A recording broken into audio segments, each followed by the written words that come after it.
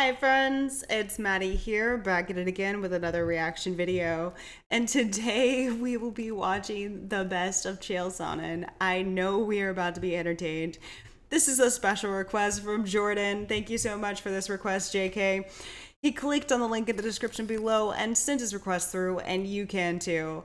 Before we get into it though, make sure you've liked this video and you've subscribed, as the YouTube algorithm gods will bless us. Okay, let's go. Let's get into this madness. Is an embarrassment to the human race. It's an embarrassment to the martial arts. Even Seagal said that kind of behavior is an embarrassment to the human race. It's an embarrassment to the martial arts. Well, I don't know anything about martial arts, but Steven Seagal would know a damn lot about behavior that's embarrassing to the human race. I thought he was just gonna say, oh my god. Oh my god.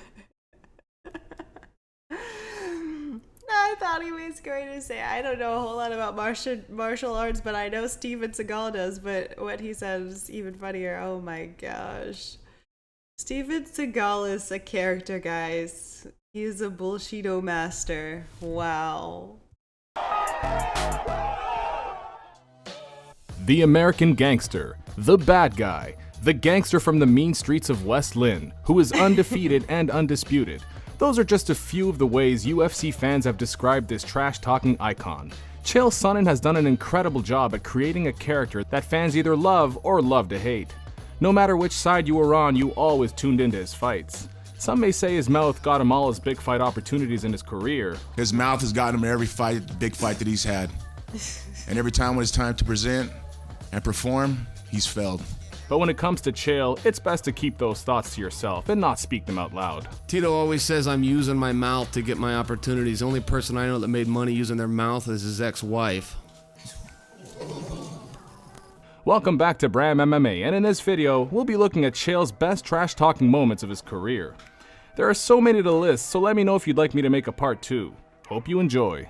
What did you see when you watched that fight? Look, Floyd needs to keep doing what he's doing, which is fighting complete tomato cans who we've never heard of before. I've never seen anybody in the history of America get so rich and so famous out of having complete wimps throwing punch at their faces. And I know what you're saying. You're saying, well, it's happened before. What about Rihanna? Shame on you, blasphemous. I will not stand for that. I will not stand for that. But, however, boxing has a misconception. Too soon? Was it too soon? Too soon. Even for a Hall of Famer? Too soon. Listen, I do want to make this point, though. And I'm not your dork. How's he a dork? LeBron's a nerd. There's only a couple guys. He just wears nerd that I know glasses. you know, where it's annoying. You got this guy, LeBron's a wimp. You got this nerd named Ray Lewis. It's like if I saw these guys, I'd smack them both. Brandon, that's your guy now. On principle. Did you just say you'd smack Ray Lewis? Listen, guys, if you're not willing to go too far, you will never go far enough in life, and I don't care. I don't promote fights, I pick fights. I'm like John Jones, I sound like Sean Combs, and I got trombone-sized stones like John Holmes. And by the way, Anderson, if I want your opinion, I will beat it out of you. Don't walk around handing out free advice. Why don't you go find a Sharpie marker and draw Steven Seagal's widow peak on him? His hairline's about as authentic as his fighting abilities. So, you go...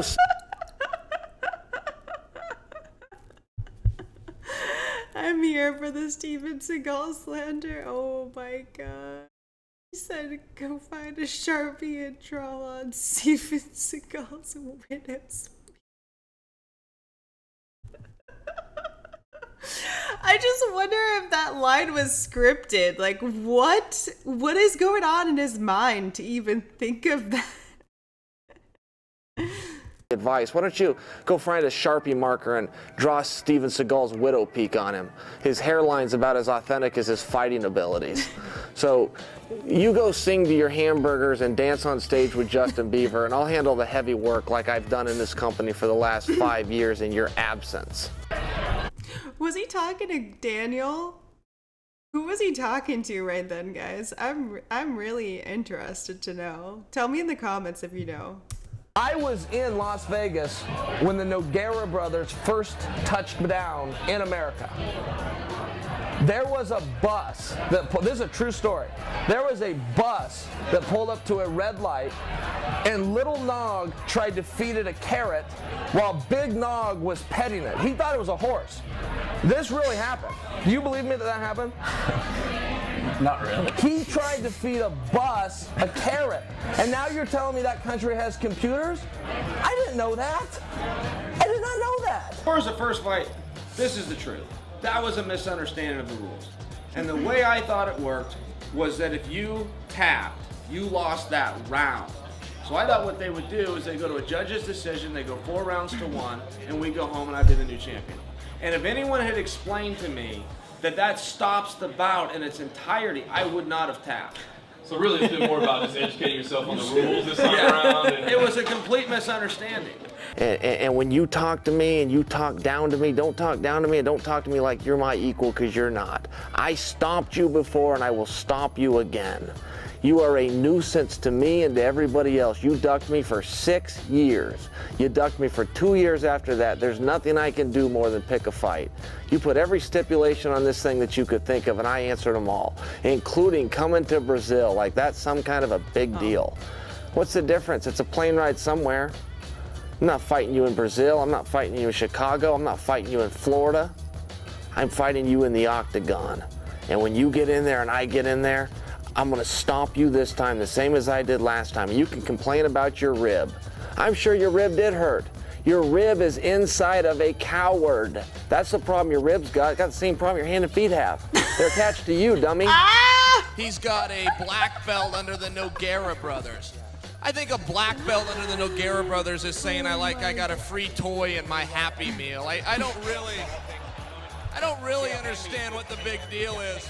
One of them's a punching bag, and the other one I just ignore. He's really irrelevant. But, I mean, do you understand, Errol? You and everybody else waited in the weather. You came to the press conference. Vandalay, it looks like he found a bathroom as a backdrop in the men's shelter he's living at in Rio and got somebody to point a cell phone at his face. Tito is literally in the only profession I know of where you don't need to wear a suit, and he keeps showing up in one. It's like a local funeral parlor clothes, and he went and took it off a corpse. It's something you need to learn. Shows up looking like a maitre d' at Golden Corral. Yeah. I don't have anything against the Brazilian people. I got something against a Brazilian that's sitting a few feet from me. And maybe over the couple other gentlemen, but your women are all okay with me, so feel free to give me a call or pay me a visit. But, you know, as far as my impression, it's a lot like America. You know, when I was a little kid, I remember going outside, I sit around with my friends, we talk about the latest technology and medicine and gaming and American ingenuity, and I look outside and Anderson and the Brazilian kids are sitting outside playing in the mud. Excuse me. Could you imagine the excitement that Fedor must have right now? Could you imagine how bad he wants to reach out and touch the largest arm in Westland, Oregon that is sitting right next to him? Instead, people keep going to Vandalay Silva. You want to hear from Vandalay Silva? You want to know how you could get as much tantalizing conversation from something as Vandalay Silva? Just talk to my shoe. Just ask the shoe. What's it going to be like, shoe? What's it going to be like to walk into Madison Square Garden in front of a sold-out arena with the biggest box office in history because Bellator called the king? And you know what Vandalay's going to say? He's trying not to laugh too. He's trying so hard not to laugh. Oh my gosh. Like, shoe, what's it going to be like to walk into Madison Square Garden in front of a sold-out arena with the biggest box office in history because Bellator called the king? And you know what Vandalay's going to say? Oh, garble, garble, garble. It's garble, garble, garble, Mr. Sonnen! Man, Sonnen, I kill him fast. Quote was, he will kill you and he will kill you fast. I'm wondering if you saw that interview and what do you think of him saying that? Vandalay, you are an immigrant from Brazil. I am a gangster from America. Are you sure you want to play that game with me? Listen, Vandalay, I will do a home invasion on you. I will cut the power to your house, and the next thing you hear will be me climbing up your stairs in a pair of night vision goggles I bought in the back of Soldier of Fortune magazine. I'll pick the lock to the master room door, take a picture of you in bed with the Nogueira brothers working on your jiu-jitsu. I'll take said photograph, post it at www.dorksfrombrazil.com. Password, not required. Username, not required. That, Vandalay, is how you threaten somebody, dummy. It's your debut. What does it feel like being here? Password, not required. Username, not required. Why was that one so funny to me? It was so stupid. Oh my gosh. One of those scumbags that edits that out. I said your question was stupid. Put that in there. I'm not the editor. My wife's filming it back here, and she'll put it out if you don't. I don't edit. I'm letting you know now for whatever chicken is it. Give me the fucking microphone. You know what? I'm done. You tell Anderson Silva I'm coming over, I'm kicking his back door, and I'm patting his old lady on the ass, and I'm telling her to make me a steak, medium rare, just how I like it. Oh my God. Brasil have the thing que you have respect e o filho não lost their teeth. Brazil will say that. What was your reaction when you heard the Silva quotes that he was going to break all of your teeth and that you weren't going to be able to walk from the octagon? Well, that's like the big threat in Brazil. You know, we're going to send you to the dentist. He's not the first Brazilian to tell me that. The only resentment and confusion I have is the implication like they've got dentists on every other block in Brazil, you know? There's something wrong with your tooth in Brazil. Some guy, some witch doctor waves a fish bone in front of your face and hopes your mouth feels better. Next up, Fact or Fiction, Travis Brown will fight for the title in 2012. Could you imagine? Are we live? We are live. No, what title? UFC title? Yes. No, Sal. I was listening to Christian Walken, little skit he did, and he talked about the lion, king of the jungle, this huge lion with a big giant mane, in this hot, smothering weather in Africa. And the little small lions come up, kind of poke at him, bite on his ear, bite on his neck.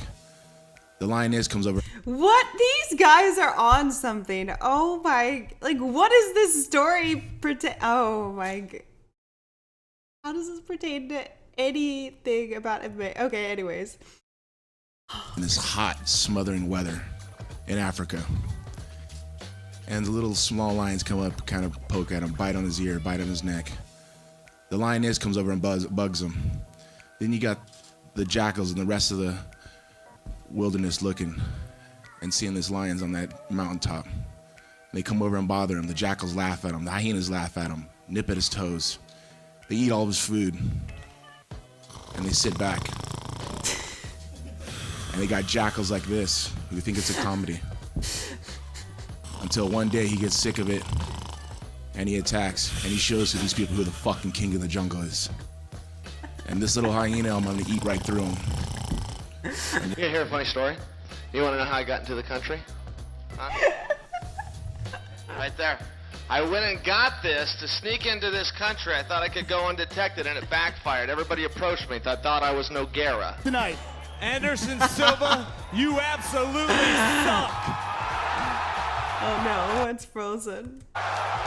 Great admiration for what Tito's achieved in mixed martial arts. Careful, everyone. This may be a lie, so just let him go and speak. Tell another jackal story about Christopher Walken and a mane and a lion and Vitor from back in the day. Fucking joker. You're a joker. Dude. Hey, classy. You're a joker, dude. You're a joker. Gareth, please, go ahead. I mean, that's such an awful show. The 6 people that tuned in to see it because Mark Cuban chooses to fund a losing project so that he has a tax write-off is fine with me. You must be one of those 6.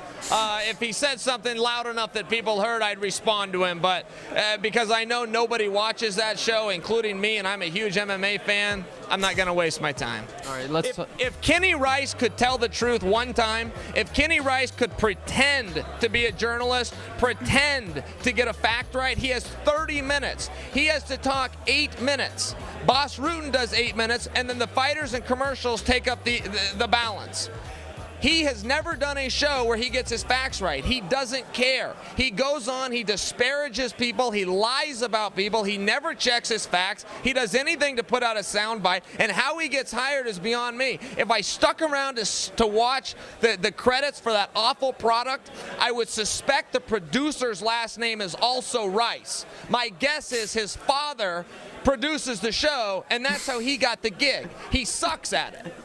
So you're more mad You're at a them. liar, Kenny Rice. You're a liar about me and a lot of people. You are a liar. What is?